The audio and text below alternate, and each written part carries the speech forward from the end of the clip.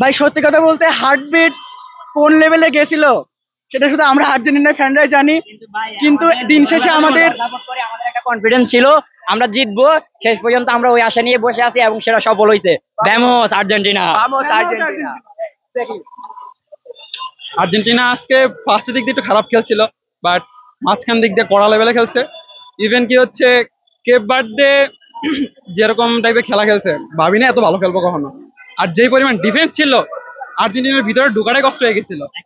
তারপর দেখার মতো খেলা হয়েছে, একদম পুরো ফাটাফাটি খেলা হয়েছে, আমরা এনজয় করছি অনেক, খুব সুন্দরভাবে সবকিছু সুন্দরভাবে হয়েছে, আমরা খুশি। ফার্স্টে ভাবি না যে কেপ বার্থডে একটা দিতে পারবো, একটা জন দিছে তখন আর ভাবি না যে দুইটা দিতে পারবো, এমন অবস্থা ছিল।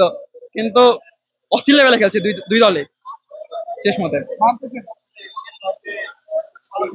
হ্যাঁ অবশ্যই, অবশ্যই ভালো খেলছে। ইভেন কি আমার মতে এটা কেপ বার্থডের যে গোলকিপার, সে হয়তো গোল্ডেন গ্লাভসও পাইতে পারে, কারণ খুব পরিমাণে সেভ দিছে। এটা আসলে বলা মুশকিল, কজ ব্রাজিলও হচ্ছে যে টিম হিসাবে অতটা নড়বড় না, মোটামুটি শক্তিশালী আছে। তো হচ্ছে যে তাদেরও এরকম একটা ফাইটিং ম্যাচ আমরা হয়তো আশা করতাম আর কি, যদি একসাথে খেলা হইতো, এই আর কি। ধন্যবাদ।